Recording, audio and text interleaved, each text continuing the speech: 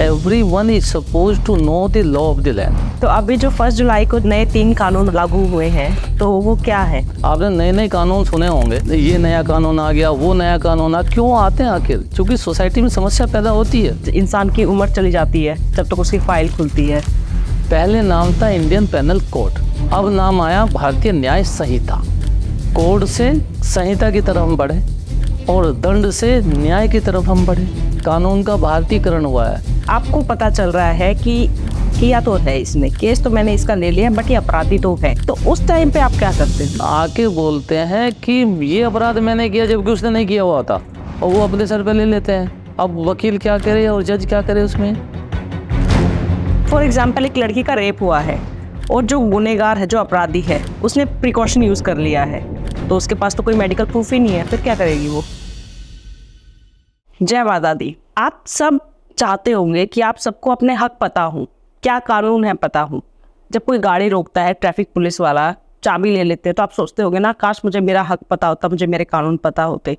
किसी का लड़की के साथ जब कुछ गलत हो रहा होता है तो उसे लगता है कि मेरे तो एविडेंस ही नहीं है, मैं क्या करूँगी। हर इंसान को उसके कानून पता होना बहुत ज़रूरी है, क्योंकि हम ये एक्सक्यूज़ नहीं बना सकते आगे जाके कि मुझे मेरा हक नहीं पता था। आपका हक पता होना ये आपकी जिम्मेवारी है, और ये हमें कोई सिखाता नहीं है। ऑब्वियसली हम बुक्स में पढ़ते हैं, बट शायद कुछ ऐसी बेसिक ऐसी नॉलेज है जो शायद कहीं ना कहीं हम निगलेक्ट कर जाते हैं कि ठीक है, लेकिन जब ज़रूरत पड़ती है तो बहुत बहुत इधर उधर भागते हैं, किसकी हेल्प मांगे। कई बार कोई गलत गाइड भी कर देता है।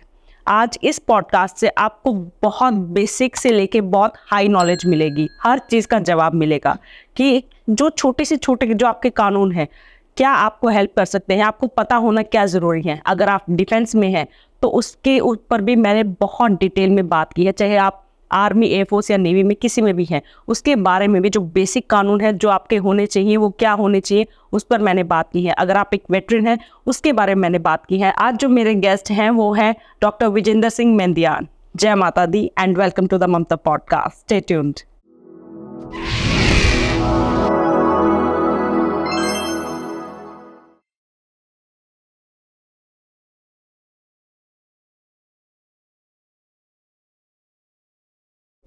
Doctor Mendiyan ji, as a lawyer अभी तक आपकी जर्नी कैसी रही है और कैसे आप इस प्रोफेशन में आए? देखिए, जहाँ तक मेरी लॉयर की जर्नी का सवाल है, मेरा तो बचपन में ये था कि इंजीनियरिंग की तरफ जाना था। आपको पता होगा, रुड़की इंजीनियरिंग हमारे क्षेत्र का एक अग्रणी इंस्टीट्यूट है। मैंने उसका फॉर्म भी भरा था, लेकिन उसमें मेरा नंबर नहीं आ पाया। तो हालांकि उसके बाद में मैंने एविएशन में काम किया। MiG-21 की जो इंजीनियरिंग है उसमें मैंने काम किया, लेकिन उसके बाद में मुझे एक इंस्पिरेशन हुआ। मैंने कहीं सेंटेंस पढ़ा कि everyone is suppose to know the law of the land. हर एक व्यक्ति को अपना जन्मभूमि का, अपनी मदरलैंड का कानून आना चाहिए। और दूसरी बात मैंने पढ़ी थी कि कानून का there is no excuse of the law.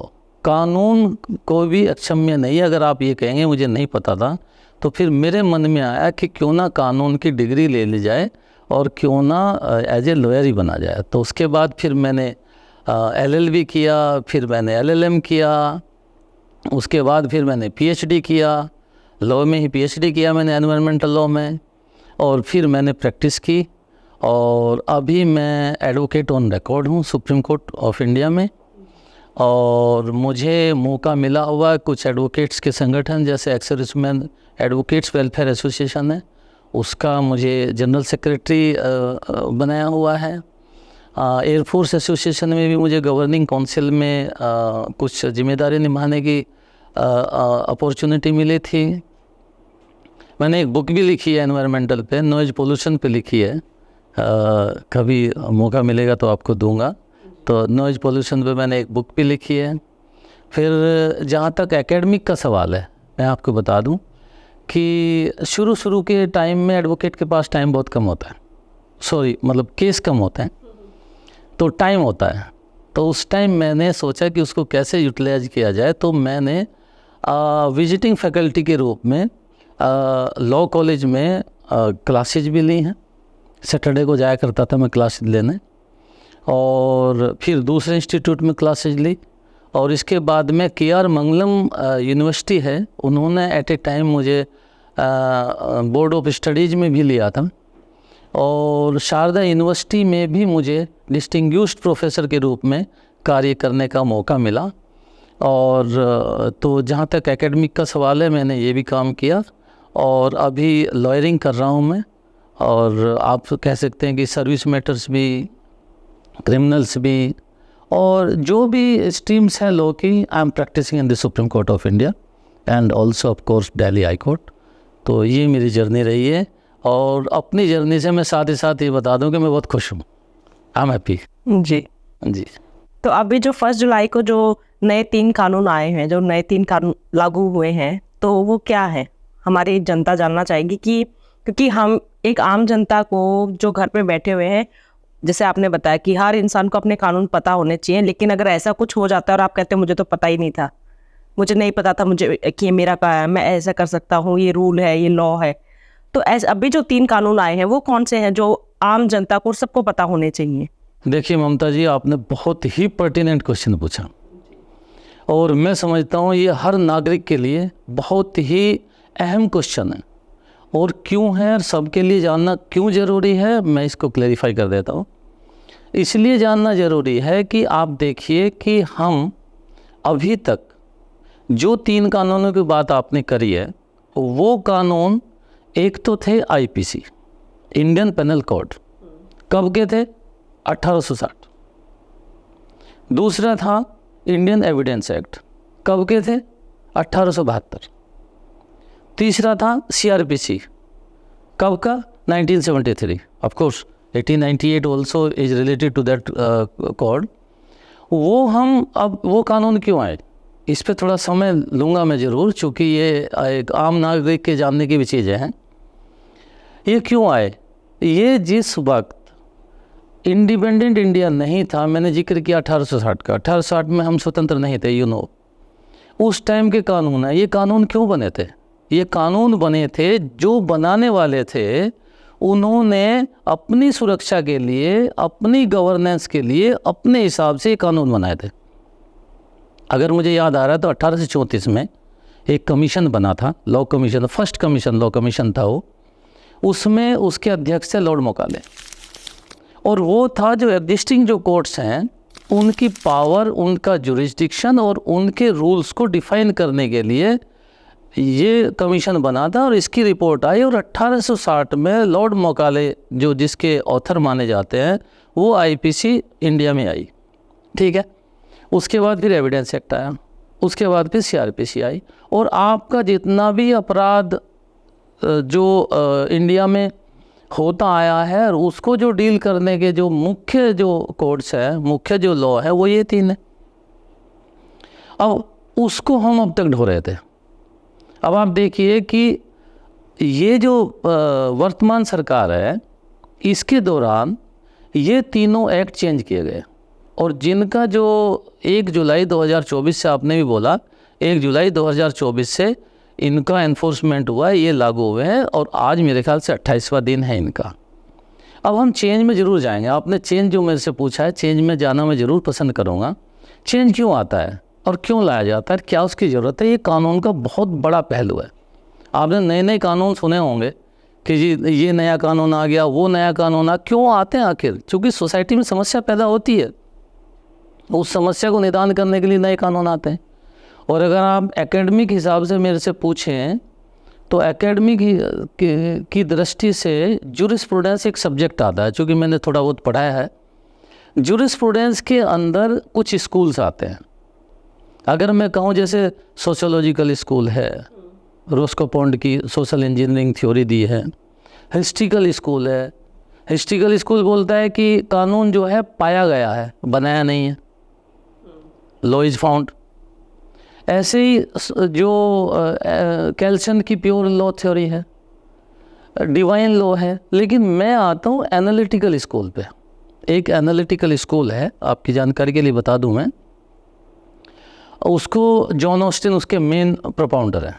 John Austin एक थिंकर हुए हैं, उन्होंने कानून की व्याख्या करी है, कानून है क्या, और अलग अलग स्कूल्स ने कानून की व्याख्या करी है अपने हिसाब से, लेकिन जो जॉन ऑस्टिन ने की है मेरे अनुसार हर एक देश के परिप्रेक्ष्य में वो बिल्कुल सही बैठती है। और उसने क्या कहा, what is the law? Law है क्या? कानून है क्या? कानून है, law is the command of the sovereign backed by the sanction. Hindi में मैं आपको बता दूं कि जो क्राउन है, जो राजा है, उसकी जो कमांड है, उसकी जो आज्ञा है, वो कानून है। और वो आज्ञा कि जो अगर आप उसको कानून को नहीं मानोगे तो आपको दंडित भी किया जाता है, वो कानून की परिभाषा उन्होंने दी है। ठीक है। अब जॉन ऑस्टिन ने साथ ही साथ ये भी कहा है कि कानून अगर बनाने वाला कानून बना रहा है तो उसको चेंज करने का अधिकार भी है। तो कानून चेंज करने का अधिकार किसके पास है? आज की डेट में राजा तो है नहीं, क्राउन तो है नहीं, गवर्नमेंट है, गवर्नमेंट को अधिकार है। अच्छा, चेंज क्यों कर रहे हैं हम, क्यों बना रहे हैं? उसकी आवश्यकता आपको पड़ी कानून बनाने की। कानून क्यों बनाया जाता है? आपको पार्लियामेंट की तरफ अगर मैं लेके चलूँ तो पार्लियामेंट में यही डिस्कस होता है कि हमारा कानून, जो कि एनालिटिकल स्कूल की एक थ्योरी है कि कानून कैसा होना चाहिए। कानून, ममता जी, कानून ऐसा होना चाहिए कि जो हमारी सोसाइटी को राइट वे में अच्छी तरीके से जिसकी सर्विस कर रहा हो। अगर हमारा कानून सोसाइटी की सर्विस नहीं कर रहा है, जैसा सोसाइटी, जैसा समाज उससे एक्सपेक्ट करता है, तो वो कानून नहीं है। तो यही चीज़ को ध्यान में रखते हुए जब आईपीसी को, मैं फिर दोबारा से वापस आता हूँ, आईपीसी सीआरपीसी एविडेंस एक्ट को जब हमने देखा गया, और हम 1860 से और 150 साल से आगे हम आ गए, हमने देखा कि ये कानून आज की डेट में जो नए नए अपराध आए हैं, नए नए अपराध भी तो आ गए ना। अब जो अपराध उस टाइम नहीं थे, अब नए नए अपराध आ गए। जैसे कि आप साइबर का ले लीजिए, टेररिज्म का ले लीजिए, आप मैरिटल ले लीजिए। तो ये बहुत स्पेशल है जो ऑफेंसेज आ गए उनको डील करने के लिए। प्लस जो आपकी जो इंडियन सोसाइटी चेंज आया है, माइंडसेट चेंज आया है। जो पहले माइंडसेट हमारे 1860 की जो हमारी जनता थी, जो उसका माइंडसेट उस टाइम था, जो आज की जनता का थोड़ा ही है। तो उसके हिसाब से कानून बनेंगे। तो ये कानून चेंज किए।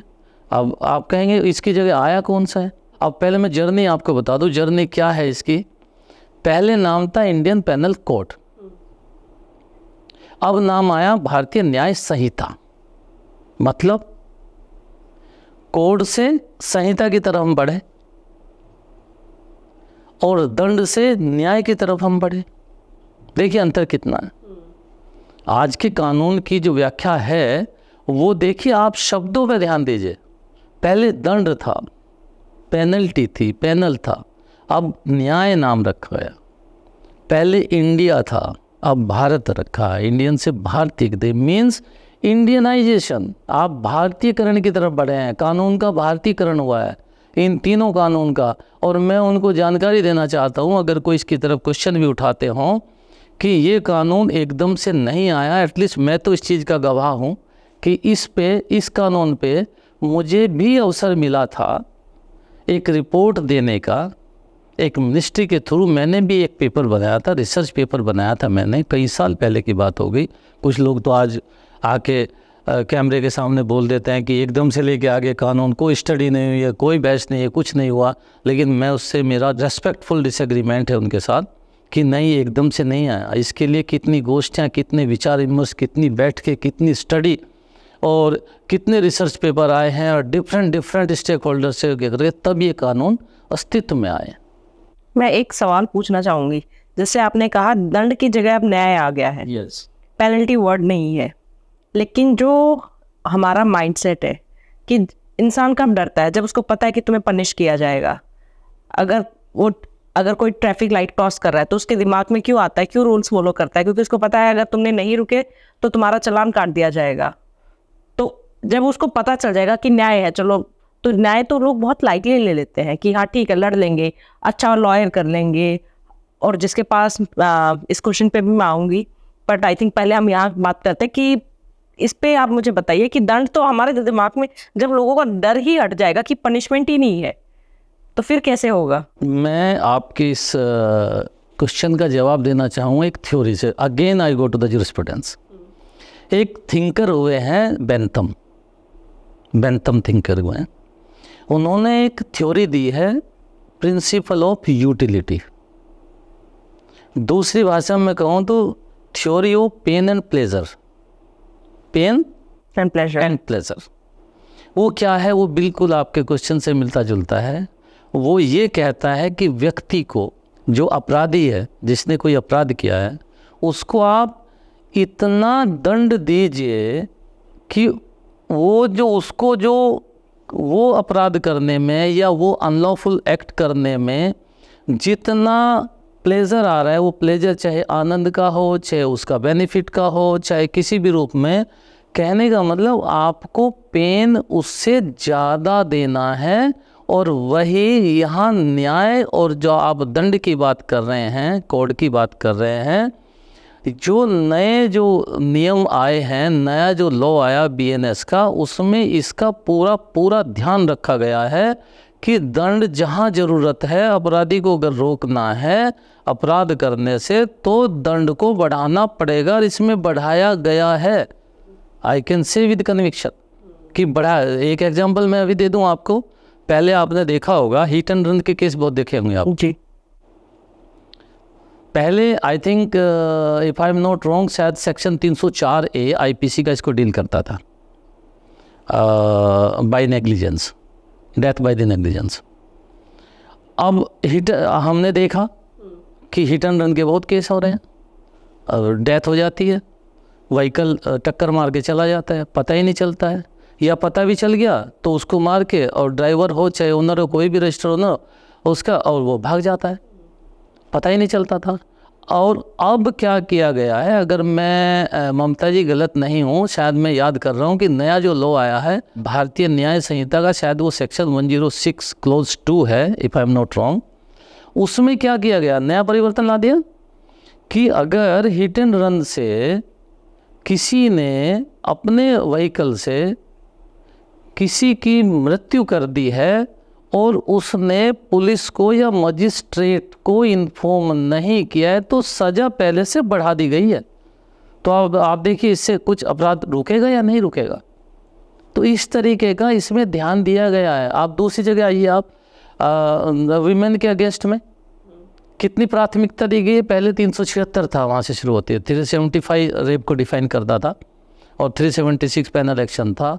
अब इसको पहले स्थान दिया गया, आई थिंक सेक्शन 63 से शुरू होता है, और इसमें अलग अलग सेक्शंस को इस तरीके से कंसोलिडेट किया गया है कि सारे अपराध जो महिला के प्रति अपराध होते थे उनको एक जगह ही रख दिया गया है। और कितनी अच्छी ब्यूटी है नए लॉ में। फिर मैं उसी बात पे आता हूँ, जस्टिफाई करता हूँ कि नए लॉ में इतना सिंप्लीफाई हो गया है। जैसे पहले अमेरिकन में भी ऐसा, फेडरल लॉज में ऐसा देखा गया है कि टाइटल बेस्ड हैं। आज की डेट में आप देखिए लॉ को इस तरीके से परिभाषित और इस तरीके से कंसोलिडेट और इस तरीके से कंपाइल कर दिया गया है कि पुलिस वाले को, अगर आप जाएंगे, पुलिस वाले के पास जाएंगे आप, और आपको सिर्फ अपनी बात बतानी है कि भाई, पहले भी यही बताता था ऑफकोर्स, और पुलिस वाले के लिए इतना इजी हो गया कि वो चैप्टर देखेगा जो ऑफेंस हुआ है, और उस चैप्टर में वो बड़े आराम से देख के एफआईआर लॉन्च कर देगा। पहले क्या था,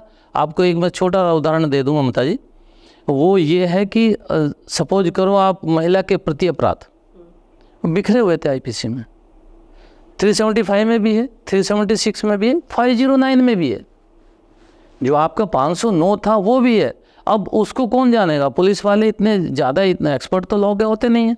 अब वो कैसे करेंगे, तो उनसे भी गलती होने के चांसेस है। एफआईआर में गलत सेक्शन लग गया, अनजाने की बन से कोर्ट में चला गया, ट्रायल में जाके टेक्निकलिटी की वजह से उसमें फ़र्क आता था। तो आज ये भी इसका फ़ायदा हुआ है, बहुत अच्छे तरीके से नए लॉ में कंसोलिडेशन हुआ है। देखिए माइनर की परिभाषा, पहले माइनर वर्ड यूज हुआ था, आज की डेट में चाइल्ड है। वही 7 से 12, 12 से 15, ये सब पहले 16 इयर्स था एज। और पहले हाँ ये भी देखिए, पहले आईपीसी में माइनर की जो एज दी गई थी वो अलग अलग थी, 16, 18 थी, अब 18 कर दी। जेंडर न्यूट्रल जो करना था वो इसमें किया। पनिशमेंट आप देखिए, अगर आप पनिशमेंट सेक्शन में जाएंगे भारतीय न्याय संहिता में पनिशमेंट वही है, लेकिन एक पनिशमेंट नया आया, कम्युनिटी सर्विस। आपने सुना होगा, कम्युनिटी सर्विस एक नया पनिशमेंट आया है। वो क्यों आया है कि अगर रिफॉर्म करना है आपको, किसी अपराधी ने कोई अपराध कर दिया और कोर्ट को ये लग रहा है कि नहीं ये रिफॉर्मेबल है, इसको रिफॉर्म किया जा सकता है, या इसके द्वारा समाज हित में कोई कार्य कराया जा सकता है और वो इसके लिए पनिशमेंट काफ़ी होगा, तो कम्युनिटी सर्विस बाकायदे भारतीय न्याय संहिता में इंक्लूड कर ली गई है और उसका जो अनुकरण भी शुरू हो गया है।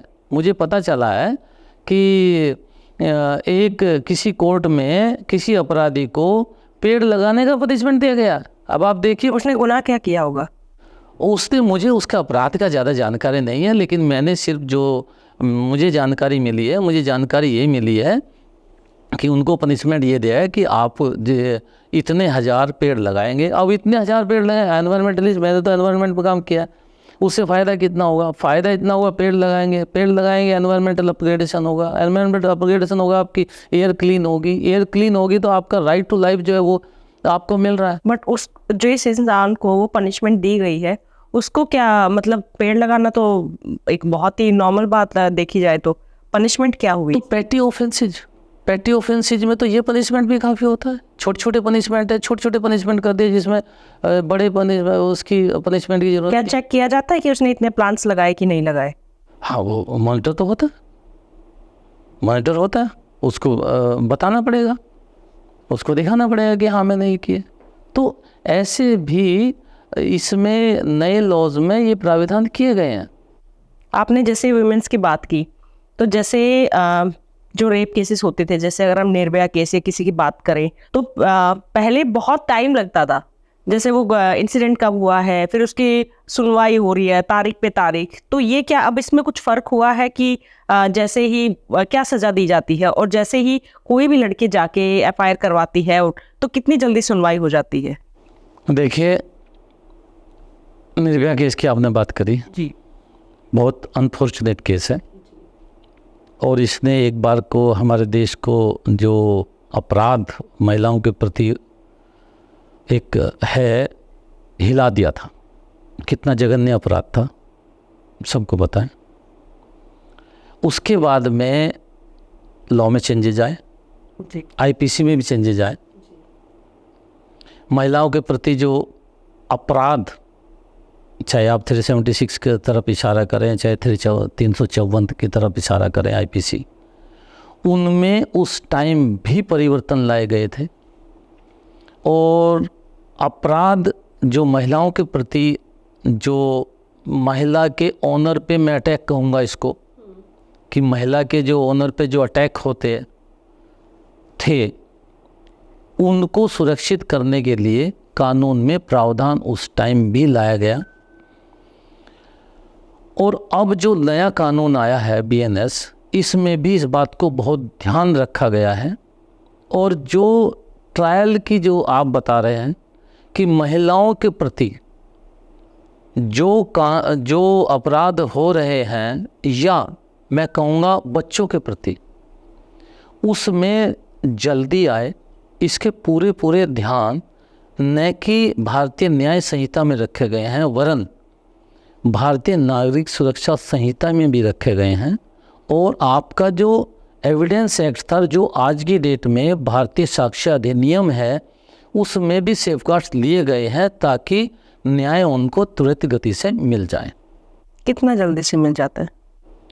अब टाइम फ्रेम आप देखिए, हर केस का एक टाइम फ्रेम करना कि इतने दिन में मिल जाता है, ये थोड़ा मुश्किल होगा कहना, चूँकि वो डिपेंड करता है कि उसमें कितने साक्ष्य हैं, कितने गवाह हैं, कोर्ट पे कितना लोड है, डॉकेट कितना हैवी है, गवाह कितना आपको सपोर्ट कर रहे हैं, गवाह आ रहे हैं टाइम से, डिपोज कर रहे हैं या नहीं कर रहे हैं। तो इन चीज़ों पे भी ट्रायल का डिपेंड करता है। ये कोई स्ट्रेट जैकेट फार्मूला मेरी नज़रों में शायद बनाना मुश्किल है। आपने से बोला कि कोर्ट पे लोड बहुत है, तो लोड तो बहुत है, इंसान की उम्र चली जाती है जब तक उसकी फाइल खुलती है, तो अगर हम ऐसे देखेंगे कि कब होगा, मिलती रहेगी, ठीक है होगा, उसका जब हियरिंग्स होती रहती हैं, हो सकता है वो लड़की उस कंडीशन में ही ना हो। और दूसरी बात एक और जो मेरे मन में आती है, आप कहते हो कि गवाह मौजूद होने चाहिए। हो सकता है सामने वाला जो अपराधी है वो इतना स्ट्रांग है, इतना पावरफुल है कि वो, क्योंकि हम मूवीज और हर जगह देखते हैं कि अगर वो सामने वाला जो पावरफुल है अपराधी जिसने गुनाह किया है, तो वो तो गवाह को या तो पैसे दे के खरीद लेते हैं या मिटा देते हैं। बहुत आसान है ये, बहुत बहुत आसान है। तो क्या करे उस टाइम पे? और वो लड़की नहीं है, उसके पेरेंट्स उतने कैपेबल नहीं है कि वो इतना कुछ कर पाए, क्योंकि पेरेंट्स को तो सबूत ही नहीं होगी जब बच्चे को इस कंडीशन में देखेंगे। और तीसरा एक और मेरा सवाल, जब आप कहते हो कि सारे प्रूफ होने चाहिए, फॉर एग्जाम्पल एक लड़की का रेप हुआ है और जो गुनहगार है, जो अपराधी है, उसने प्रिकॉशन यूज कर लिया है, तो उसके पास तो कोई मेडिकल प्रूफ ही नहीं है, फिर क्या करेगी वो? देखिए, आपने जो ये बात उठाई है जी सबसे पहले तो बात उठाई आपने पेंडेंसी की, जी दूसरी बात आपने उठा दी कि पावरफुल अपराधी की, और तीसरी आपने बता दी कि एविडेंसेस की कि आप अगर वो डिसअपियर कर देता है, वो प्रिकॉशंस यूज कर लेता है। अब इन तीनों का मैं आपको पेंडेंसी की बात बताऊं, पेंडेंसी है, कोई डिनाई नहीं कर सकता कि पेंडेंसी नहीं है, लेकिन अब इस पेंडेंसी के ऊपर ओवरकम कैसे किया जाए, इसके विभिन्न अध्ययन केंद्र भी हो रहे हैं। इवन सुप्रीम कोर्ट भी इस बात से चिंतित है कि किस तरीके से डॉकेट को हल्का किया जाए। लेकिन साथ ही साथ जहाँ तक बार और बेंच का सवाल है, बार और बेंच अपने आप को पेंडेंसी से अलग नहीं कर सकते, चूँकि मैं आपके सामने बार मेंबर बैठा हुआ हूँ और बेंच भी उससे इन्वॉल्व है। चूँकि जो न्याय चलता है भारत में, क्या किसी भी देश में, मेरे अनुसार जो न्याय चलता है वो बार और बेंच की धुरी पे सवार होकर चलता है। बार मीन्स वकील, बेंच मीन्स जजेज, और वो ही उसको न्याय को आगे चलाते हैं। तो उन पे तो जिम्मेदारी आती ही आती है, वो इस जिम्मेदारी से नहीं भाग सकते। साथ ही साथ मेरा एक अपना व्यू है, मेरा व्यक्तिगत एक व्यू है, जनता भी अगर इसमें पूर्ण रूप से सहयोग करे तो पेंडेंसी किसी हद तक दूर की जा सकती है। और वो कैसे? मेरा जो एक्सपीरियंस है, मेरा एक्सपीरियंस ये बोल रहा है कि ज़्यादातर मुकदमों में, ममता जी मैं बोल रहा हूँ, ज़्यादातर मुकदमों में कोई एक पार्टी, दोनों में से कोई एक पार्टी एडजॉर्नमेंट के पक्ष में होती है, जिसको फ़ायदा होता है एडजॉर्नमेंट से। सपोज करो किसी ने किसी मामले में, सिविल मामले में कोई स्टे ले लिया, अब वो उस स्टे को एंजॉय करना चाहता है और वो चाहता है उसके केसेस में एडजॉर्नमेंट चलता रहे। भाई क्यों चलता रहे? अब वो हथकंडे अपनाता है जी, टाइम लेता है। अब मैं उन हथकंडों में नहीं जाना चाह रहा कि वो हथकंडे क्या क्या अपनाता है। कोई तो इस लेवल तक चला जाता है कि मेडिकल सर्टिफिकेट तक आ जाता है। अब आप जज को देखिए, जज अंतर्यामी तो है नहीं कि उसको पता चल जाएगा कि वो हथकंडे अपना रहा है या वास्तव में एडजॉर्नमेंट का अधिकारी है। लेकिन इतना एक्सपीरियंस हो जाता होगा कि पता तो चल जाता होगा कि कौन सच है और कौन झूठ है जज को। सच झूठ तो बाद की बात है। सच झूठ का जो पता चलता है वो तो रिकॉर्ड से चलता है। हमारी न्याय प्रणाली ऐसी है। सच झूठ आप अपनी खुद की जानकारी के आधार पर डिसाइड नहीं कर सकते। अगर मैं आप फिर से उस पे अगर इस बात पे जानकारी के आधार पे आएंगे, अगर मेरी पर्सनल जानकारी में, व्यक्तिगत जानकारी में किसी अपराध का होना पाया जाता है तो भी मैं अपनी व्यक्तिगत जानकारी के आधार पर, अगर मैं जज हूँ, तो मैं उसको डिसाइड नहीं कर सकता। मुझे जो डिसाइड करना है वो फैक्ट्स ऑन द रिकॉर्ड्स पे करना है, जैसे एविडेंस मेरे पास में है उसके आधार पे करना है। मेरा ये आपको बताना है। फिर गीता पे हाथ क्यों रखवाया जाता है? गीता पे हाथ रखवाया जाता है विटनेस का, और विटनेस को ये इंश्योर किया जाता है कि आप गीता पे हाथ रख के कहिए या कुरान पे हाथ रख के कहिए या ग्रंथ पे हाथ रख के कहिए कि मैं जो बोलूँगा सच बोलूँगा। तो एक्चुअली ट्रायल का मकसद क्या है? Let me tell you. Trial का मेन मकसद ही ये है कि कोर्ट के सामने ट्रूथ को लाना, सच्चाई को लाना। अब सच्चाई कैसे लाएंगे? कुछ तो डॉक्यूमेंट आपके आ गए, कुछ जो गवाह हैं आपके वो सच बोलें। अब सच कैसे बोलें वो आपको इंश्योर करना। इसीलिए उसके अंदर के ज़मीर को जागृत करने के लिए अगर कोई बाई चांस किसी कारणवश, मैं झूठ तो वर्ड नहीं बोलूँगा, अगर कोई ट्विस्टेड स्टेटमेंट देने वाला है तो उस टाइम वो देखेगा भाई गीता पे हाथ रख के मैंने कसम खाई है तो मुझे सच ही बोलना है। फिर तो सब सच बोल रहे होते। उसके बाद में वो सच बोलता है या झूठ बोलता है वो उसका अपना ज़मीर जानता है।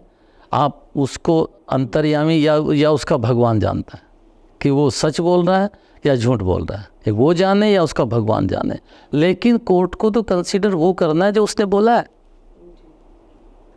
अब आप बताइए, कोर्ट को तो पता नहीं है, कोर्ट तो जाए खुद देखती नहीं है वहाँ जाके क्या हुआ।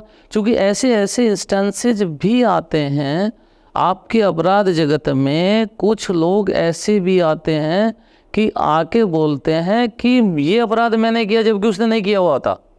वो किसी को बचाने के लिए, कुछ और कारण होने के लिए, और वो अपने सर पे ले लेते हैं। अब वकील क्या करे और जज क्या करे उसमें? जब कायदे में तो वही ख़त्म हो जाना चाहिए। जब अपराधी ने आके आपके सामने बोल दिया कि यहाँ मैंने अपराध किया तो ट्रायल एंड्स वहीं ख़त्म हो जाना चाहिए। और ये बोला भी जाता है अगर कोई चीज़ एडमिट हो गई है ट्रायल के दौरान, एडमिशन ले लिया है किसी अपराधी ने आके, तो उसको सजा दे देनी चाहिए वहीं पे। नहीं होती। बट आपको देखना है वो सच बोल रहा है, जो फैक्ट सामने हैं, जो केस के जो रिकॉर्ड्स आपके सामने हैं, क्या उसका ये स्टेटमेंट, क्या उसका ये कन्फेशन वॉलंटरी है, जस्टिफाइड है, जेन्युइन है या नहीं है? आपको ये भी तो देखना है। तो यानी कि अगर कोई खुद जाके सरेंडर करता है, बताता है कि मैं ये मर्डर करके आ गया हूँ, हाँ, तो भी उसको एविडेंस देने होंगे। उसको एविडेंस नहीं देना है, तो आपको देखना है ये इनोसेंट है, ये सही बोल रहा है या नहीं बोल रहा है, कोरोबरेट हो रहा है कि नहीं हो रहा है, या ये किसी को बचाने के लिए कर रहा है, या किसको कुछ पैसे का लालच दे दिया गया, या क्या है कारण इसके पीछे। कुछ ऐसे देखे गए हैं। तो आप ये नहीं कह सकते कि आप किसी ने एडवोकेट से आके बोल दिया कि नहीं जी मैंने ये किया। एडवोकेट जज नहीं है, एडवोकेट का काम है, मैं आपको दोबारा से बता दूं, हमारा संविधान भी बोलता है इस बात को कि एडवोकेट का काम क्या है। जो उसके सामने फैक्ट आए हैं, जो भी फैक्ट उसके क्लाइंट ने उसके सामने रखे हैं, ठीक है, उन फैक्ट्स को, जो उसको कानून की जानकारी है, उसकी तराजू पे तोल के और उन फैक्ट्स को कोर्ट के सामने रखना। डिसीजन को कोई एडवोकेट ऐसा नहीं है कि डिसीजन लेना, एडवोकेट का काम है नहीं डिसीजन लेना। डिसीजन लेना काम है जो हमारे माननीय जजेज हैं।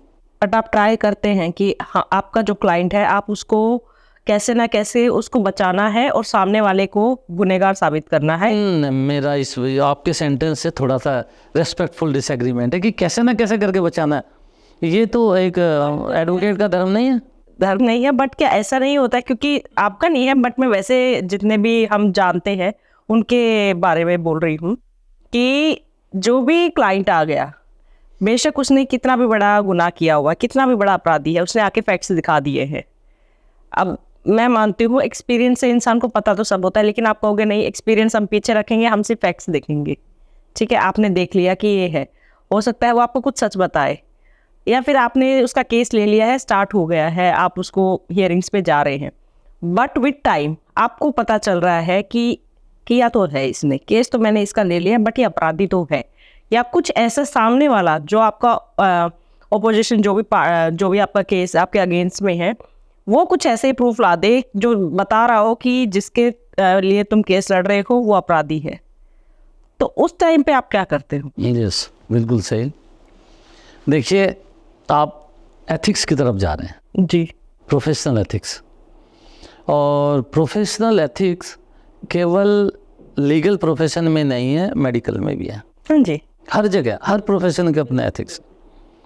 और प्रोफेशनल एथिक्स पे ममता जी एक chapter specifically bar council of India ने अपने रूल्स में डाला हुआ है, और उस चैप्टर में एडवोकेट्स की ड्यूटी बाकायदे इलस्ट्रेट की हुई हैं, डिफाइन की हुई हैं कि एक एडवोकेट्स की ड्यूटी क्या होनी चाहिए, और एडवोकेट्स की ड्यूटी कोर्ट के प्रति क्या होनी चाहिए, क्लाइंट के प्रति क्या होनी चाहिए, एंड इवन जो अपोजिट काउंसिल है, कुलीग्स हैं, उनके प्रति क्या होने चाहिए। तो आपका इशारा है क्लाइंट के प्रति, मैं उसी तरफ आता हूँ। क्लाइंट के प्रति क्या ड्यूटी है हमारी? हमारी क्लाइंट के प्रति ये ड्यूटी है कि हमारे पास जो क्लाइंट ब्रीफ लेके आ रहा है, हमें उसे इनकार नहीं करना चाहिए अनटिल अनलेस हमारे पास कोई ऐसे रीजंस हैं कि हम उस केस को नहीं लड़ सकते। जैसे कि मान लिया उस केस में मैं ही गवाह बनने वाला हूँ, मैं इन्वॉल्व हूँ, तो मैं नहीं ले सकता, या उस केस में कोई मेरा बहुत करीबी या ब्लड रिलेशन या कुछ ऐसा इन्वॉल्व है, तो मुझे एथिकल तौर पे नहीं लेना चाहिए। अब ब्रीफ हमारे पास आ गया, ब्रीफ बोलते हैं केस को। अब मुझे ब्रीफ वो तब तक वापस नहीं करना चाहिए जब तक उसके कोई वैलिड रीजंस ना हो।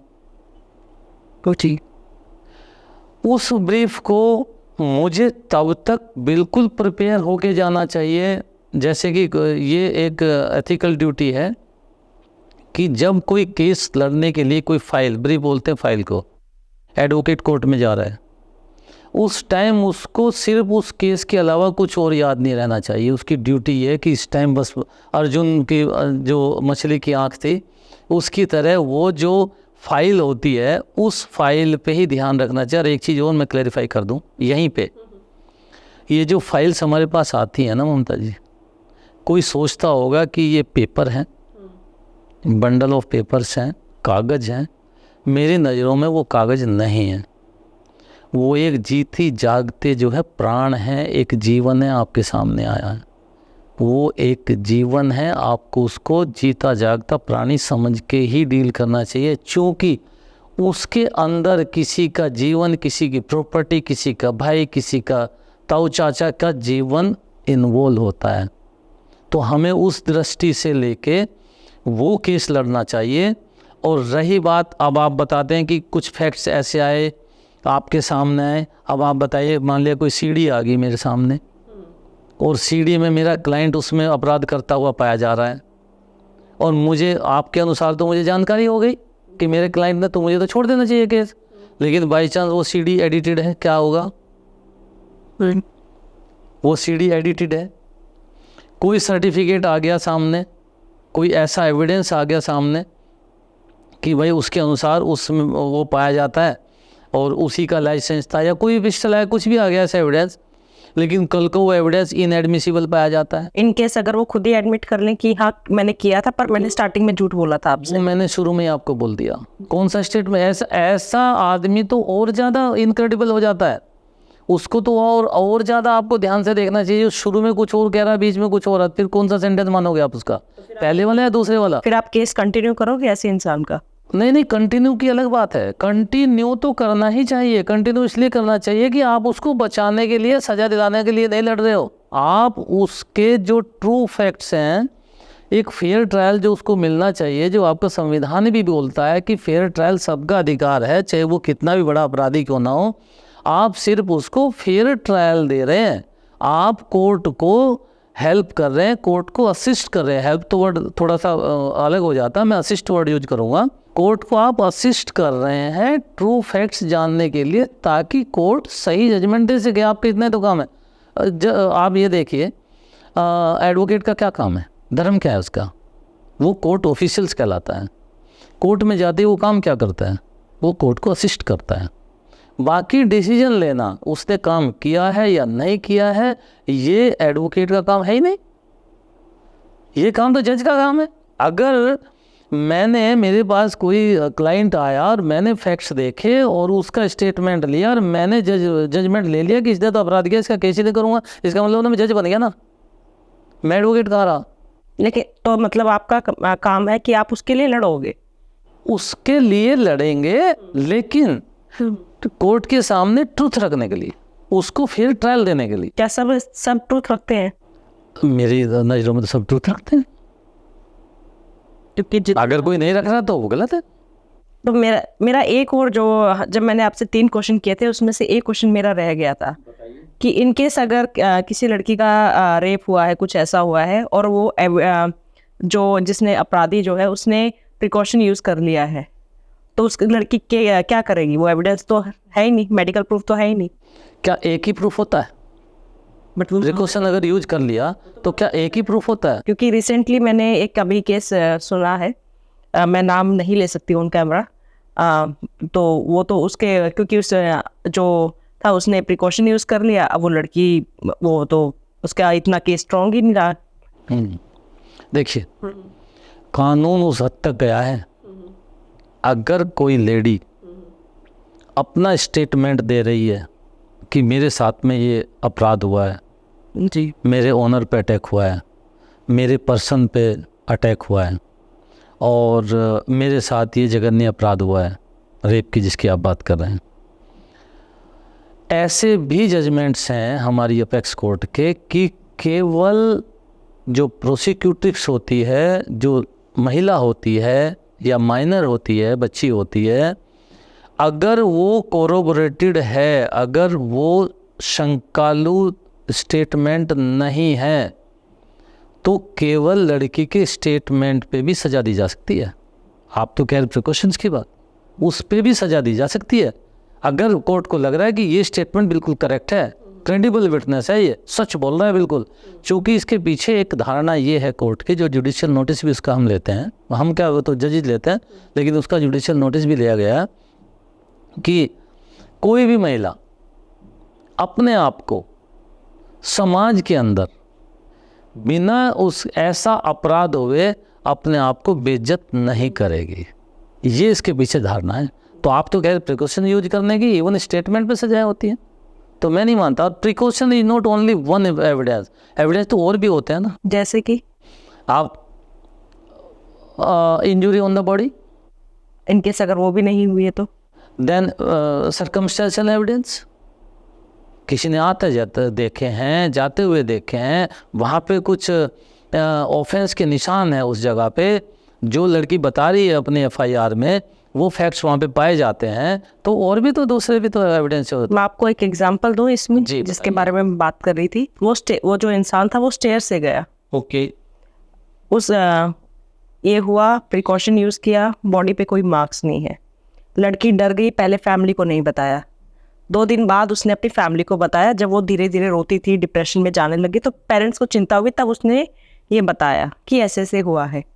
अब वो स्टेयर से आया था, लिफ्ट में होती है, कैमरा होते हैं, वहाँ पे कोई वो नहीं है, प्रिकॉशन कुछ भी उनके पास एविडेंस नहीं है, जो अपराधी है वो बाहर है, तो क्या करना चाहिए? देखिए, आपने खुद बोला स्टेयर से आया, जी, हो सकता है किसी ने देखा हो सकता है वहाँ कैमरे हों, नहीं है। नंबर 1। हाँ जी, चेक किया। नंबर 2, अपराध हुआ उस टाइम पे हुआ, उसकी लोकेशन देखी जा सकती है, उसका टेलीफोन को भी हो उसके पास में होंगे, जब वो बिल्डिंग में घुसा हो सकता है तब किसी ने देखा हो, तो ऐसी बात नहीं। इन्वेस्टिगेशन तो काम इसी का, पुलिस ये तो इन्वेस्टिगेट करती है।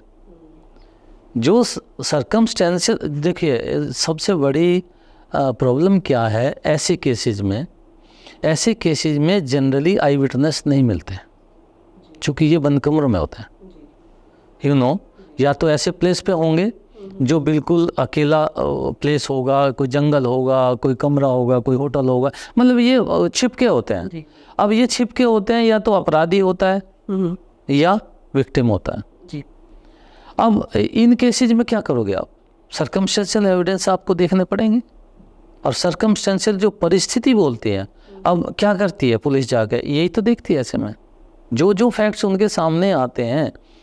जो लेडी है, लेडी अपनी एफआईआर कराएगी, लेडी अपने एफआईआर में कुछ बोलेगी कि ऐसे ऐसे हुआ, आया, दरवाज़ा खोला, इस तरीके से मेरे साथ ज़बरदस्ती करी, ज़बरदस्ती के कुछ तो प्रमाण मिलेंगे, खरोंच, इंजूरी, कुछ भी कुछ तो वहाँ मिलेंगे, दरवाज़ा भी खुला है, हो सकता है वो कुछ ऐसे जो जूते पहन के आया हो उसके फुटप्रिंट्स मिल जाए, हो सकता है वो जब बिल्डिंग में घुसा है कोई गार्ड को कुछ बोल के गया हो, या उसने फ़ोन कॉल करी हो वहाँ से, तो दिस टाइप ये सब इन्वेस्टिगेशन का पार्ट है, पकड़ में आ जाता है। इतना सिंपल नहीं है कि प्रिकॉशन यूज किया और वो बच गया, मेरे अनुसार, according to me.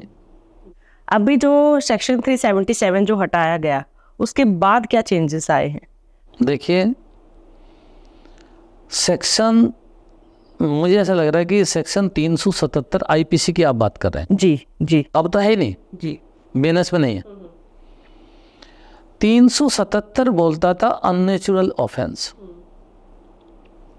Unnatural offence जो कंसेंसुअल सेक्स, जो कि मेल के बीच में हो सकता है, उसका शायद आप इशारा कर रहे हैं। एक नवतेज जौहर का केस हुआ था, उसमें उन्होंने एक प्ली ली थी सुप्रीम कोर्ट के सामने कि भाई ये जो कानून है ये सही नहीं है। मेल जो एक सेक्सुअल प्लेजर होता है, उसको कोर्ट्स ने भी कई जजमेंट्स में रेफ़र किया है कि इसकी एक फिलॉसफी किया है। तो बोला सेक्सुअल प्लेजर हर एक इंसान का एक तरीके से एक अधिकार है, बट लेजिटिमेट तरीके से। जैसे पति पत्नी के बीच में तकरार हो जाती हैं, और आपने देखा होगा मैट्रिमोनियल इश्यूज में कई बार ये चीज़ें आती हैं कि मैट्रिमोनियल ऑब्लिगेशन, मैं सेक्सुअल प्लेजर को बोलूँगा, मैट्रिमोनियल ऑब्लिगेशन में बोलूँगा, यहाँ पे वर्ड यूज करना चाहूँगा।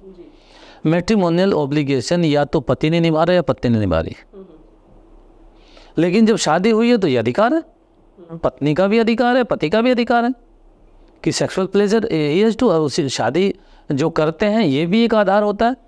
यहाँ पे एक क्वेश्चन अंकल मेरा जी, मैंने ये सुना था कि इवन आफ्टर गेटिंग मैरिड, अगर आप एग्री नहीं कर रहे हैं फिजिकल रिलेशन के लिए एंड आपका पार्टनर, लाइफ पार्टनर आपके साथ जबरदस्ती कर रहा है, तो वो रेप काउंट होता है। Okay, marital rape. जी इस पर तो दिल्ली हाई कोर्ट में डे टू डे बहुत कई बार, क्योंकि इसमें क्या है, इसकी थ्योरी क्या थी? जी मैरिटल रेप। जी मैरिटल रेप मीन्स हस्बैंड का वाइफ से इंटरकोर्स बिना वाइफ की मर्जी के, जी वाइफ की मर्जी के खिलाफ पति का पत्नी से इंटरकोर्स, यही है मेरे ख्याल से मैरिटल रेप। तो उसके लिए एक एनजीओ थी, एनजीओ ने ये केस किया था ममता जी। तो उनके भी अपने कुछ रीजंस थे, उनके अपने रीजंस थे। सपोज करो उस टाइम पत्नी इस स्थिति में नहीं है, हर महीने पत्नी के साथ भी कुछ समय आता है, तो मान लिया पति उन दिनों में, मतलब ये थी, मतलब प्ली थी, या पत्नी के कुछ और कारण बीमार है, she not able to have this intercourse, और पति ज़बरदस्ती कर रहा है, तो इसको मैरिटल रेप माना जाना चाहिए। ये कुछ इस तरह के आर्ग्यूमेंट्स जो उस केस में थे, जो ऑनरेबल दिल्ली हाई कोर्ट के सामने चला था। लेकिन इसके दूसरे भी पहलू हैं कि अगर इसको मैरिटल रेप हमने डिक्लेयर कर दिया, तो पहले ही पति पत्नी के बीच में इतने केसेज हो रहे हैं, एक अपराध को आप और जोड़ दोगे और इस अपराध का मिसयूज होने के भी बहुत बहुत चांसेस हैं। इसलिए Delhi high courts came to the conclusion कि ये मैरिटल रेप नहीं माना जाना चाहिए। ये मेरी जो जानकारी है इस इशू पे है। तो अब आपने वो हमारा जो चल रहा था, जी हाँ, वापस उस पे आते कहाँ हैं। थे हम? जी, आपने बताया कि एक अधिकार है, ये होना चाहिए। हाँ जी, तो ये एक अधिकार होना चाहिए कि ये, अब नवतेज पे वापस आ जाते हैं जी 377 पे थे हम। तो लेकिन अगर कंसेंट से हो रहा है, जब पति पत्नी के बीच में कंसेंट से हो सकता है, वो अपराध नहीं है। तो अगर दो, जैसे सेम सेक्स मैरिज का केस था, सेम सेक्स मैरिज का भी केस थोड़ा थोड़ा सा इससे मिलता जुलता है, तो उसमें इसको इजाज़त देनी चाहिए। सुप्रीम कोर्ट ने उस केस में इसको बोल दिया कि हाँ यस, ये ऑफेंस नहीं है, और 377 को उन्होंने डीक्रिमिनलाइज कर दिया। डीक्रिमिनलाइज अब इसके असर क्या हुए आप देखिए, मिलिट्री की तरफ जाइए। इसमें मेरी जानकारी के अनुसार इसमें डिफेंस की तरफ से कोई एप्लीकेशन बाद में लगी थी क्लेरिफिकेशन के लिए। क्लेरिफिकेशन इसलिए लगा कि ठीक है आपने सोसाइटी में डीक्रिमिनलाइज कर दिया, लेकिन सोसाइटी में ठीक है मेल के बीच में आपने जो है इंटरकोर्स को अलाउ कर दिया, इसको अपराध नहीं माना, बट कि बॉर्डर पे क्या होगा, मिलिट्री में क्या होगा, जहाँ इतनी क्लोज प्रोक्सिमिटी में एक ही बैरक में रहते हैं, एक ही बंकर में रहते हैं, और आपने वो डर ख़त्म कर दिया, और वहाँ पे अगर इसके एडवर्स इफेक्ट देखने को मिले, अगर एडवर्स इफेक्ट नहीं बोलना चाहिए चूँकि डीक्रिमिनलाइज हो गया, मैं इसके अफेक्ट्स वर्ड यूज करूँगा, अगर इसके अफेक्ट्स वहाँ देखने को मिले तो एक मिसकंडक्ट वर्ड है, डिफेंस सर्विसेज में एक मिसकंडक्ट वर्ड है, और जो मिसकंडक्ट में जो अभी तक आता था उसका क्या होगा, क्या जो सोशल फैब्रिक है हमारी मिलिट्री सर्विस में, क्या वो अफेक्ट नहीं होगी? तो मेरी जानकारी के अनुसार, जहाँ तक मुझे जानकारी है, कि वो जो 377 के जो अफेक्ट्स हैं वो मिलिट्री सर्विसेज में से एग्जम्प्ट कर दिए गए। ओके। ये मुझे जो, अब साथ ही साथ आपने जो सेम सेक्स मैरिज का किया जी, सेम सेक्स मैरिज इसी से मिलता जुलता एक केस है कि भाई सेम सेक्स मैरिज कर सकते हैं। जब आपने 377 को डीक्रिमिनलाइज कर दिया तो शादी भी अलाउ कर दो, बात कुल मिला के इस तरीके की बात है। अब वो डे टू डे हियरिंग चली ऑनरेबल सुप्रीम कोर्ट में, मैं भी उसमें पटिशनर था, एक एप्लीकेशन हमने भी लगाई थी। वैसे तो मैं एडवोकेट ऑन रिकॉर्ड हूँ, लेकिन बात ये थी कि मैं जब पटिशनर बन गया तो मैं एडवोकेट नहीं बन सकता, तो हमने या तो पटिशनर इन पर्सन बनूँगा, तो फिर हमने एक दूसरे एडवोकेट हैं, अब तो सीनियर एडवोकेट डेजिग्नेट हो गई हैं, तो उनके थ्रू हमने एक पटिशन डाली, मन का, और हम आर्ग्यू भी हुई वो, तो उसमें हमने यही कहा कि आप सेम सेक्स मैरिज अगर अलाउ कर दोगे तो please pay attention on the military service also like 377। इसके कितने हार्मफुल इफेक्ट वहाँ पे होंगे, please consider this aspect also while taking the final call on the sex marriage case. खैर ऑफकोर्स लास्ट में same sex marriage is not allowed by the honourable Supreme Court, तो we consider that our application also has been consider in the right perspective. तो मैं ये पूछना चाहती हूँ कि जब पता है कि अपराधी है तो एक साइकोलॉजिस्ट नहीं होनी चाहिए कोर्ट में? और दूसरा मेरा एक ये सवाल है कि लाइट डिटेक्टर टेस्ट क्यों नहीं करते हैं? देखिए, साइकोलॉजिस्ट का कोर्ट में होना, क्या साइकोलॉजिस्ट जो साइकोलॉजी टेस्ट करके अपनी ओपिनियन देगा, क्या वो चैलेंजेबल नहीं है? फॉरेंसिक साइंस में जब फॉरेंसिक साइंस के जो एविडेंसेस होते हैं जी, जो कि अब बीएनएस में मैंडेटरी कर दिए गए हैं, भारतीय न्याय संहिता में 7 साल से ज़्यादा की सज़ा का अगर कोई ऑफेंस है तो उसमें फॉरेंसिक साइंस के जो एविडेंसेस है वो मैंडेटरी कर दिए गए हैं, और फॉरेंसिक साइंस के जो एविडेंसेस हैं वो आपके जो इलेक्ट्रॉनिक जो एविडेंसेस हैं इलेक्ट्रॉनिक तौर पे भी उसको दिया जा सकता है। तो जो फॉरेंसिक साइंस के जो वहाँ से जो रिपोर्ट्स आती हैं, जो एविडेंसेस आते हैं, उनको भी कोर्ट में टेस्ट किया जाता है, उनकी भी वेरिसिटी चेक होती है। जब वो चैलेंजेबल है तो क्या आप समझते हैं कि अगर हमने साइकोलॉजिस्ट अगर कोर्ट में बैठा दिया तो वो क्या फाइनल होगा? क्या वो चैलेंजेबल नहीं होगा? क्या आप साइकोलॉजिस्ट की 100% गारंटी ले सकते हैं कि उसकी ओपिनियन 100% क्रेडिबल, 100% सही होगी? बस आप ये कर रहे हैं कि एक एडवोकेट के अलावा एक डॉक्टर को और बैठा रहे हैं जज की हेल्प के लिए। मेरे ख्याल से तो इतना फ़र्क है, उससे ज़्यादा नहीं है। एक कोर्ट को असिस्ट कर दिया आपने, मेडिकल से भी कर दिया, जबकि ऑलरेडी वो तो जो medical evidences already on record होते हैं, कोर्ट को तो वो देखने हैं। It has to be tested, examine properly. मेरा अपना ये व्यू। तो लाइट डिटेक्टर टेस्ट तो हो सकता है ना? हाँ, ये आपने जिक्र किया, कुछ ये स्पेशल टेस्ट होते हैं। जी, जिनमें से नारकोटिक टेस्ट एक है। जी। लेकिन ये एक रूटीन एविडेंसेज नहीं है, रूटीन टेस्ट नहीं है, चूँकि ये पाया गया है कि नारकोटिक टेस्ट के जो प्रमाण आते हैं, आप क्या करते हैं, उसमें एक ख़ास तरह का केमिकल बॉडी के अंदर डालते हैं, वो उसको हाफ कॉन्शियस कर देता है।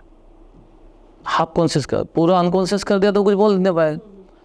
और ये माना गया कि हाफ कॉन्शियस में जब आप उससे जो अंडर क्वेश्चन जो आदमी है उससे जब कुछ पूछते हैं तो वो सही बताता है हाफ कॉन्शियस में, उससे सच उगलवाने की कोशिश करते हैं। लेकिन वो भी एक एविडेंस ही है, उसके भी कई चीज़ें डीमेरिट्स देखी गई हैं। डीमेरिट्स ये देखी गई कि जो आप केमिकल उसकी बॉडी के अंदर डाल रहे हैं उसके हार्मफुल इफ़ेक्ट्स भी हो सकते हैं। एक इंसान को उसकी मर्जी के खिलाफ आप उसकी बॉडी में एक सेडेटिव डाल रहे हैं, क्यों डाल रहे हैं जी? उसको नुकसान हो गया तो क्या होगा? दूसरा, आपका जो एनेस्थीसिया जो डॉक्टर्स आएगा वो जो आपके बॉडी में क्या ज़रूरी है उससे गलती नहीं होगी। कहीं कितने पेशेंट्स को कॉम्प्लेक्सिटी होती है हॉस्पिटल्स में, किसी को एनेस्थीसिया ज़्यादा हो गया, इवन डेथ्स भी पाई गई है, मेडिकल नेग्लिजेंस के केस चल रहे हैं एनेस्थिस्ट के अगेंस्ट में। वहाँ पे अगर उसने थोड़ा ज़्यादा दे दिया एविडेंस लेने के चक्कर में और उस व्यक्ति की मृत्यु होगी तो कौन जिम्मेदार होगा? तीसरी बात, जो डॉक्टर है जो जज कर रहा है वो डॉक्टर इस टेस्ट के अनुसार सही से उसको डायग्नोज कर रहा है नहीं कर रहा, सही से क्वेश्चन पुटअप हो रहे हैं, वो जवाब सही से दे रहा है, सही उसकी रिकॉर्डिंग हो रही है या नहीं हो रही है, इन चीज़ों के सेफगार्ड भी हमें लेने पड़े। इसीलिए जो स्पेशल टेस्ट होते हैं वो स्पेशल टेस्ट अगर पुलिस को करने होते हैं ममता जी तो वो कोर्ट की परमिशन से ही होते हैं।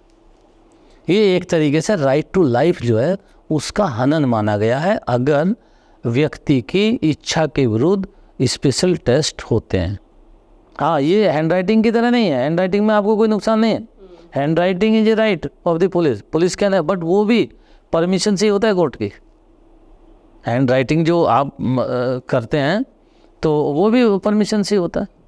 जो हैंड राइटिंग एक्सपर्ट अपनी फॉरेंसिक रिपोर्ट देते हैं कि इसके सिग्नेचर जो है इससे मिल रहे हैं कि नहीं मिल रहा है, तो उस तरह नहीं है, इसमें बॉडी पे भी इफेक्ट होने के चांसेस है। ये मेरा व्यू है स्पेशल जो आपने क्वेश्चन उठाया नारकोटिक टेस्ट की तरफ। क्या ऐसा होता है कि एक स्टेट जो रिजर्वेशन मतलब उसके अलग हैं, मानिए अगर मैं एक सिंपल लैंग्वेज में अगर कहूँ, जैसे हम जाट कम्युनिटी उठा लेते हैं, वो राजस्थान में ओबीसी में आती है लेकिन हरियाणा में ओबीसी में नहीं आती है। बहुत स्टेट्स में ये है, कुछ कास्ट एससी एसटी में आती है, कुछ नहीं आती है, बहुत अलग अलग है। तो क्या उसका कुछ इफेक्ट पड़ता है जजमेंट पे? देखिए ममता जी, ये जो आपने क्वेश्चन उठाया ऐसा ही केस जो है मैंने खुद पर्सनली भी टेकअप किया है। रही बात आपके एससी एसटी एंड ओबीसी की, एससी एसटी एंड ओबीसी, और ये मुद्दा आपने ध्यान दिया अभी जो इलेक्शन हुए हमारे देश में, ये एक मुद्दा भी बनाया गया था कि हमें सुनने को मिला था एज ए जनता कि रिजर्वेशन ख़त्म हो जाएगा, ये हो जाएगा। खैर anyway I don't go, that is the political issue, मैं उसमें नहीं जाना चाहूँगा। बट एससी एसटी और ओबीसी जो होते हैं एक पर्टिकुलर स्टेट में, प्रदेश में जो होते हैं, उसका बाकायदे एक प्रेसिडेंशियल ऑर्डर निकलता है, एक लिस्ट होती है। उस लिस्ट में निर्धारित होता है कि कौन सी कास्ट ओबीसी, कौन सी एससी, कौन सी एसटी होगी। ज़रूरी नहीं है कोई एक कास्ट अगर किसी प्रदेश में आरक्षित वर्ग में आती है वो दूसरे प्रदेश में भी आरक्षित वर्ग में आ जाए। इसी बात को ध्यान रखते हुए ये क्वेश्चन हमारी जो है माननीय सुप्रीम कोर्ट है उनके सामने आया था। एक मारी चंद्रा वर्सेज डीजी सेठ मेडिकल कॉलेज ऑफ टीएन शायद वो केस है, और कॉन्स्टिट्यूशनल बेंच का वो केस है।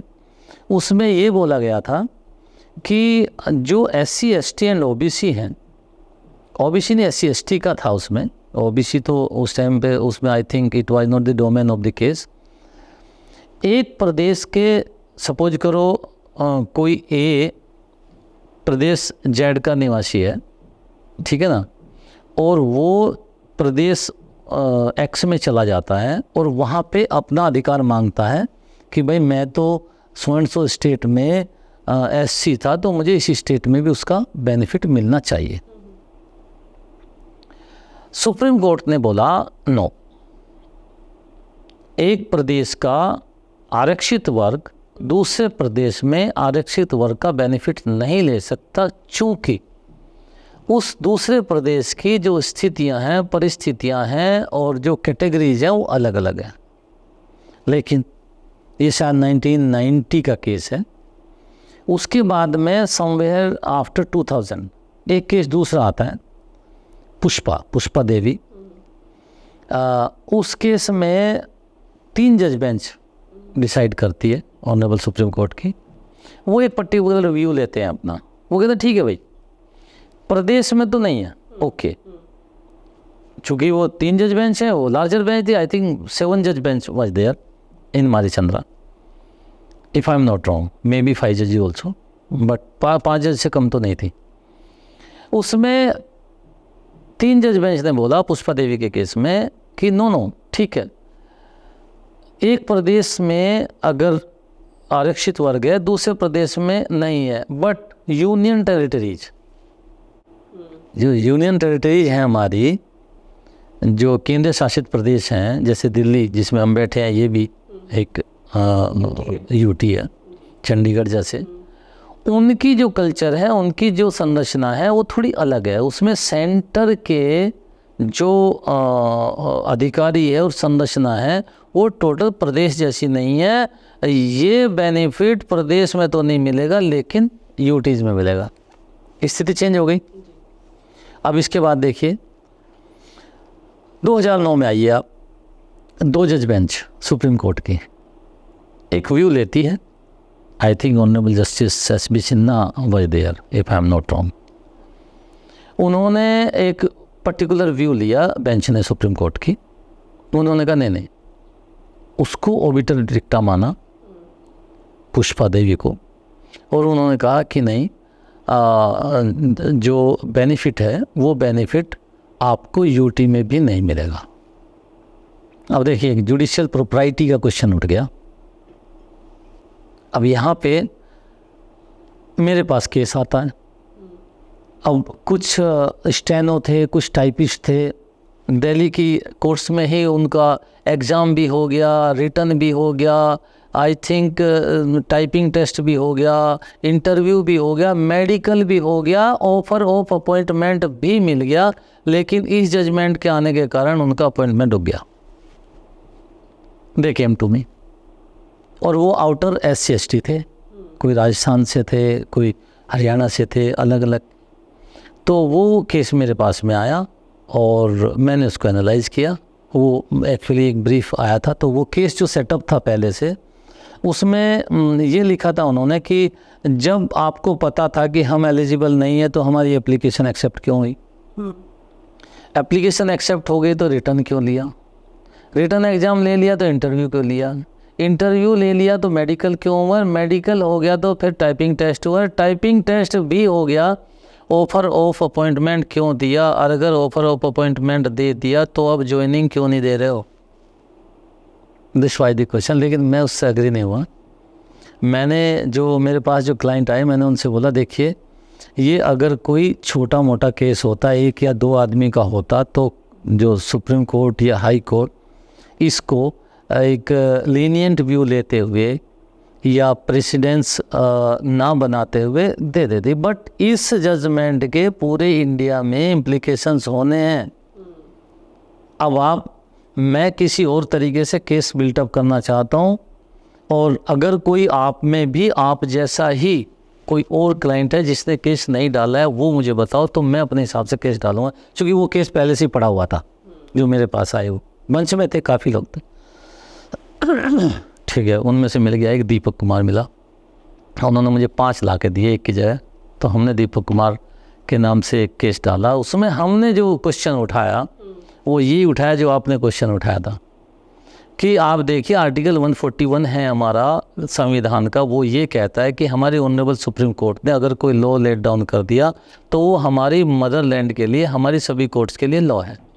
साथ ही साथ हमारा एक आर्टिकल 142 है। 142 ये कहता है कि अगर वो कंप्लीट जस्टिस करने के लिए, अगर 142 में ऑनरेबल हमारी सुप्रीम कोर्ट ये समझती है कि कानून की दृष्टि से जो प्रोविजंस है उनके तहत तो इसको ये रिलीफ नहीं मिलना चाहिए, लेकिन जस्टिस लग रहा है हमें देख के कि इसको जस्टिस तब मिलेगा अगर इसको ये रिलीफ दे दे, तो 142 में जा सकता है, लेकिन वो कानून नहीं बनता।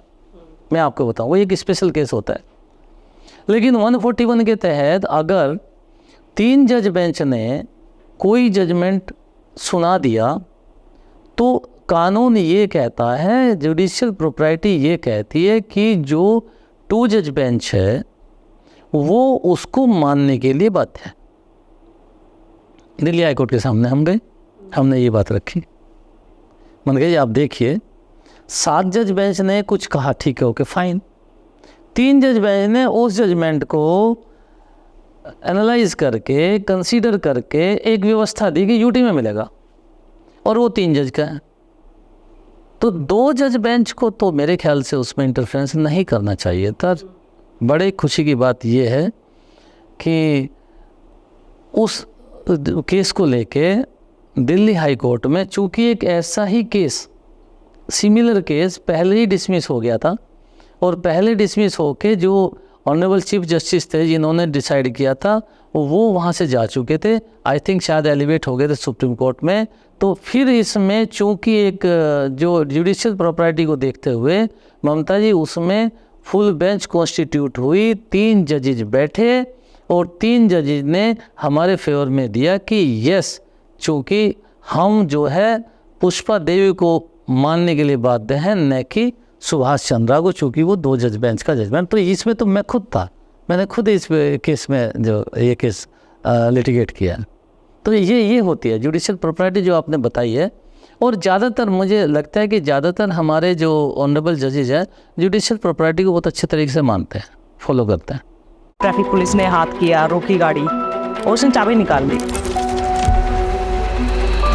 एक आम आदमी का क्या अधिकार है, क्या है जो उसे पता होना चाहिए? आम आदमी को भी कानून का ज्ञान तो होना चाहिए, क्योंकि ये एक रिटन कोड है एक तरीके का कि ignorance of the law is not excuse. Sanjay Dutt पर जो टाडा का केस लगा था, क्या वैसे केसेस जैसे आते हैं अब भी? संजय दत्त को 5 साल की सजा। जितना अच्छा वकील करोगे उतनी ज़्यादा फीस होती है।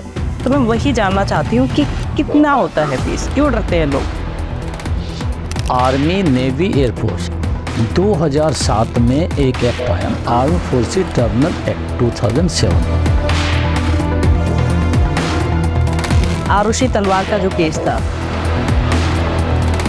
अगर आप डायरेक्ट सुप्रीम कोर्ट में अपनी कोई समस्या लेके जाना चाहते हैं तो वो आर्टिकल 32 में आप रिट पिटीशन दाखिल कर सकते हैं, लेकिन उस पर एक राइडर है। क्यों कहा जाता है कि कानून अंधा होता है? यस, कानून अंधा होता है, होना भी चाहिए।